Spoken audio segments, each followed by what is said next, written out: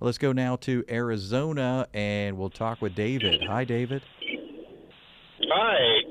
My question is about when Jesus talked to the disciples about you'll do even greater things than people forward will, um, in regards to miracles. And today, in America at least, it just doesn't seem like there's the same miracles that there were back in Jesus' day. And I also wanted to ask along with that, do you think that the the fruits of the spirit, and the gifts of the spirit, are like still active today, or do you think they just look a lot different today?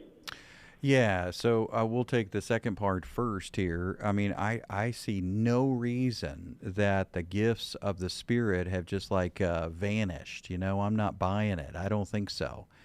These folks who say, that the gifts of the Spirit are gone, their logic is flawed in my view because. What I'm seeing there is, Paul is saying that certain things will cease, but he's talking about at the end of the age. He's talking about in heaven. He's talking about how prophecy won't be needed in heaven, and he's talking about tongues not being needed in heaven. But the heaven is not happening right now. I mean, we're still waiting for the return of the Lord. So the gifts are here for the church, but I do think, to answer your question, I do think that we have misinterpreted them. I do think that. So it's really important to understand what the gifts are, meaning, what they are authentically. Because tongues, if it's for evangelism, then don't we need evangelism? Well, we do. If prophecy is not future telling and fortune telling, but if prophecy is instead talking about the gospel and applying it to people's lives, I mean that's what Corinthians says. Corinthians says that prophecy is for exhortation and it is for a consolation. So when you console somebody, when you exhort somebody, and it's for edification when you edify someone. And so that's exactly what the gifts are. The gift of prophecy is for today, but it's not what people think. It's not about a fortune cookie. It's not about future telling. It's not any of those things. So, the gifts aren't gone, they're not vanished, but maybe we've misinterpreted some of them, and in context, they make a whole lot more sense. That sharing the gospel in foreign languages would make perfect sense.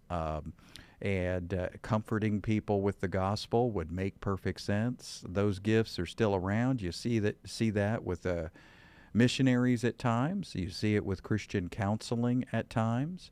And so sometimes I think we're expressing those gifts and we don't even know it. Now, about these works, so you're talking about John 14. He says, "Whoever believes in me will do the works I've been doing, and they will even do greater things than these, because I'm going to the Father." So, what I would say there is, look, yes, there are miracles that happen throughout history. We try to say, well, this has got to be about me. I haven't done a miracle lately. What's wrong with me? No, we're talking about thousands, millions, billions of Christians over thousands of years, the entire history of the church after the cross, after Pentecost. Certainly, lots of miracles have occurred. Even in the early church, you see them recorded in Acts. And then you got to ask about loving people and the fruit of the Spirit. Isn't there a miraculous love that we have for others when we forgive people who've hurt us deeply and we love them with the love of Christ that's been poured in our hearts? Isn't that, isn't that as spectacular as a blind person being able to see? How about an unloved person being loved?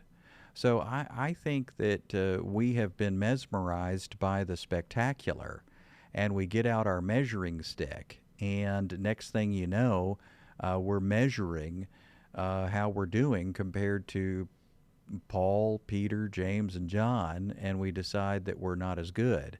Well, the measuring stick is really Jesus himself in us, through us, whatever he's doing. Like, Lord, I don't have an agenda today. If you want to be gentle through me and that's all you got, well, you can be gentle. If you want to be loving through me and that's all we're going to do today, then I'm up for it. I'm up for anything, and I'm up for nothing. I'm willing for anything to happen because I trust you. I trust your life in me. You want to heal somebody? Great. You want to raise somebody from the dead? Great. But maybe you just want me to forgive my spouse and be kind to my kid and trust you with my everyday problems. If that's the case, I'm willing for that to be my life as well. You're my life. So I think that's the real attitude to have here. And it's not that every Christian everywhere in every era needs to be doing a miracle. So I hope that helps as you think about that passage. And please, we'd love to hear from you again. Great question.